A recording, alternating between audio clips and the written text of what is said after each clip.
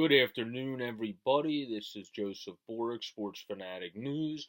I'm going to be trying to post at least 2 to 3 videos a week now and actually get back into using the channel. I've been thinking about making part of the channel or making a separate channel since these channels tend to do pretty well in talking about video games in sports and stuff of that nature, and not just talking about them but doing like vlogs and stuff of that nature. That might be cool. I don't know if anybody that has my number that watches this video, or Facebook contact or Twitter contact or whatever, hit me up, and if you think that's a good idea, let me know. If you don't, then also let me know, because any feedback is always good on these things.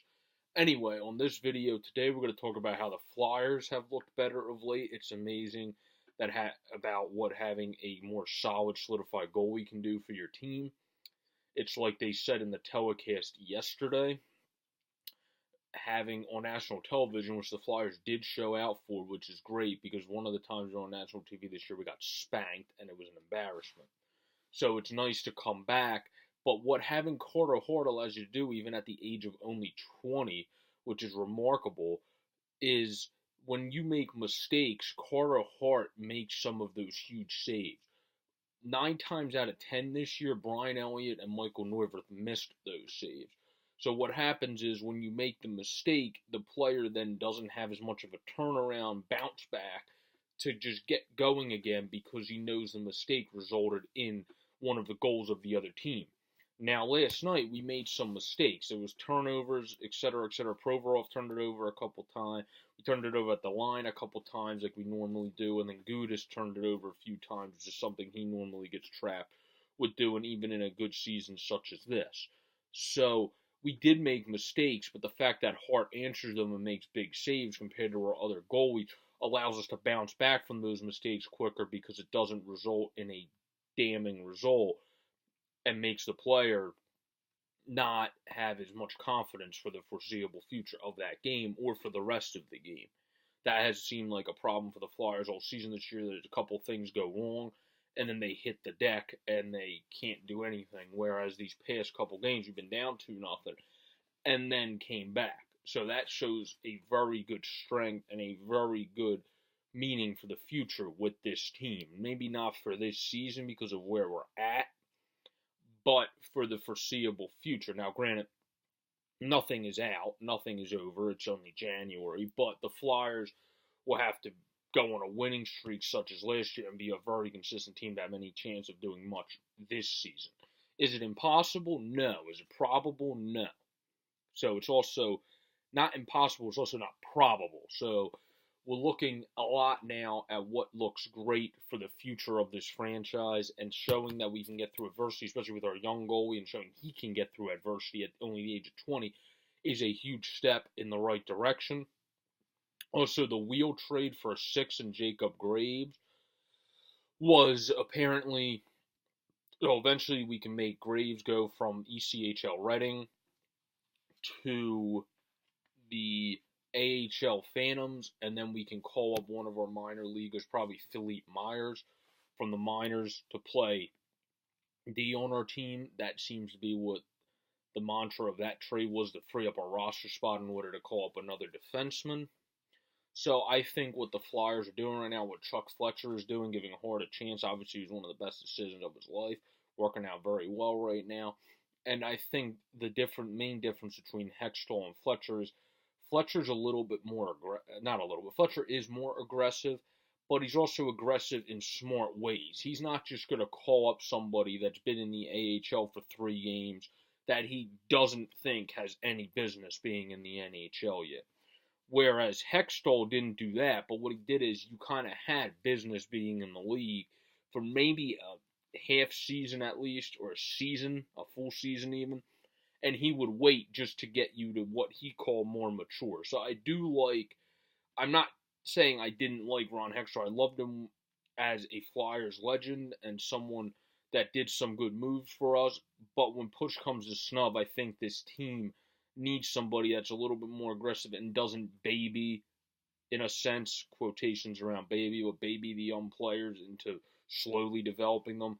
If someone's that good when they're young, they're just that good. If you leave them in the minors for another season, it might help them a little bit, but realistically, you're also showing that person that you think they're not ready yet when they probably think they are. So that's also a double-edged sword.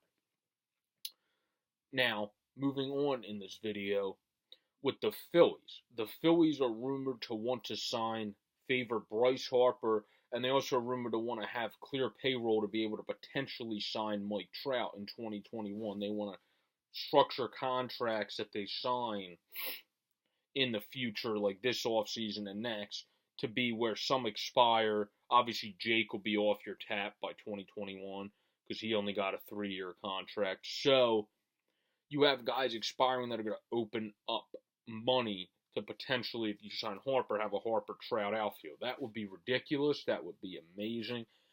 And for the city of Philly, that would be great because when the Eagles and Phillies are kicking it strong, the city of Philadelphia is a very happy place and a very strong sports town that will always bank off of our teams no matter what, whether we're doing good or we're doing poor. I mean, the past couple games at home for the Flyers, the fan energy has been great because they've been starting to play a lot better. But that also shows what Philly is truly about, and that is being there for their sports teams, whether they're watching from home, watching in a bar because they have the connection networks, or etc. Philly always cares about their teams no matter where we're at. But having the Phillies get those guys, that will make them become potentially a huge dynasty. And that is something that is great for the city because obviously with the Eagles and their good roster and their good mix of young and older players, should on paper be a good team for a while, especially with the quarterback Wentz as long as he stays healthy. So you got them, you got the Sixers, and then now you have the Phillies, and then the Flyers have a very solid farm system. This year they just didn't put it together. They'll probably make some more moves in the offseason. I think Simmons will be gone by year's end, well, by the deadline.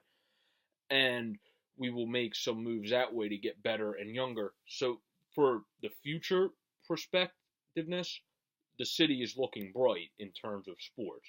Got a bunch of young influx on all 4 teams, and then you got a mix of good veterans on all 4 teams. Some that'll probably be moved over recent years, over the new future recent current years, I mean, and in order to get picks and other people, we need more. For example, the Flyers could really use more defensive help. Obviously, calling up Myers might help with that because he's a young player that we see in our fold in the very near future as a defenseman.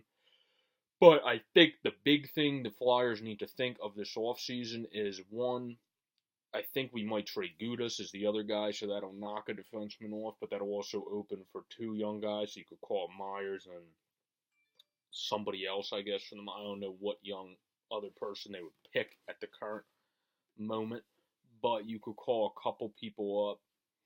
If you trade Gudas and you know your season's kind of at a point where you're just playing for the future and figuring things out, then you could call up someone like Brennan, who's been a great career minor leaguer, and just have him play out the rest of the season on D.